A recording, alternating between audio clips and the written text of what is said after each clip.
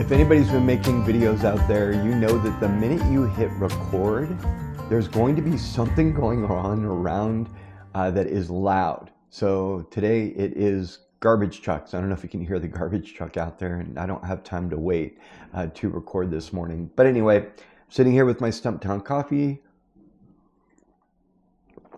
Now, if you're new to this, if this is the first time seeing one of these, this is like a photography diary that I'm doing daily, and I'm having fun with it. Different topics every day, and you can go back. I think this is the number 10 of these, and they're different topics all around my photography journey, my thoughts on photography and different aspects of it. You never know what I'm going to talk about. Today it is like an M6, but more film photography. And I've always got a roll of film sitting around here. That's a Ilford HP5. I've got a roll of Portra. You're probably wondering, why do I have random rolls of film? Well, some of these I've used for other videos, but they're going to go into the rotation for my film cameras. And I have several film cameras. I have a Leica M6, which is this one, and I have a couple lenses for it, a Voigtlander 35 and a 50. And then I have a Nikon FE2.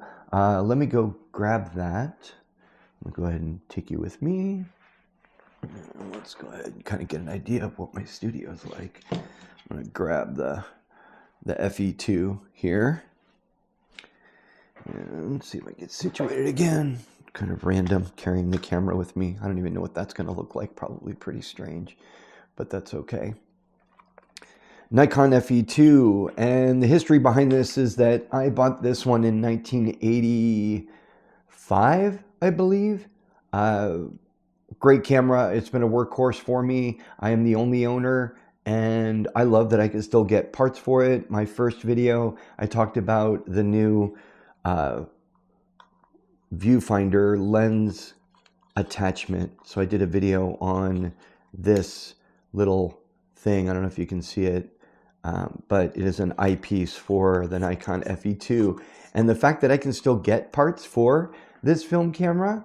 But I want to talk about the idea that film photography is dying or is dead or is going away. Film photography has been around for a very, very, very long time. And film cameras, the cool thing about film cameras, if they're mostly mechanical or almost all mechanical, they last the test of time. As long as you have the parts to be able to repair them, which there are a ton of film camera parts out there for different cameras, you are able to still shoot film as long as they're making film. And doing that process, Kodak hasn't stopped making film. Even in its different iterations of that company, they've still maintained their film that they're creating and putting out in the market.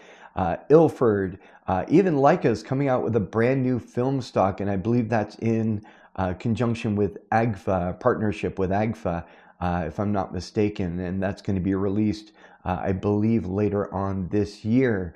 So as long as these companies keep making film cameras and film, and you can still buy the chemistry, the photo paper, and all of the equipment, it's still going to be around because there are people like me that are going to be buying it. And there are a lot of people like me that make that happen. And as long as that is the case, it's going to exist. Now, that may ebb and flow. It may get more popular, less popular. I don't know. And I'm curious to see what happens over the years. But I know that if I pick up a digital camera from even 2004, it's going to be drastically different if it's still working, because electronics tend to fail quicker than mechanical film cameras. If it's going to work at all, the resolution is going to be so low that nobody really is going to want to shoot with it. Now, I know there is a niche of people shooting with lower megapixel cameras and putting old lenses on them and things like that, but the mainstream are going for the newest sensors, the newest lenses, the newest cameras, and people are swapping out their cameras probably once every 2 to 3 years.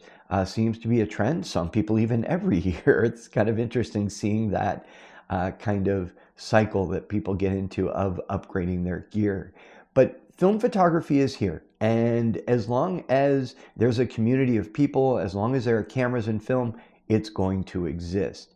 I love the community online. People like Matt Day, Willem Verbeek. Hopefully I'm pronouncing that correctly. I'm going to go ahead and link to those down below so you can check them out.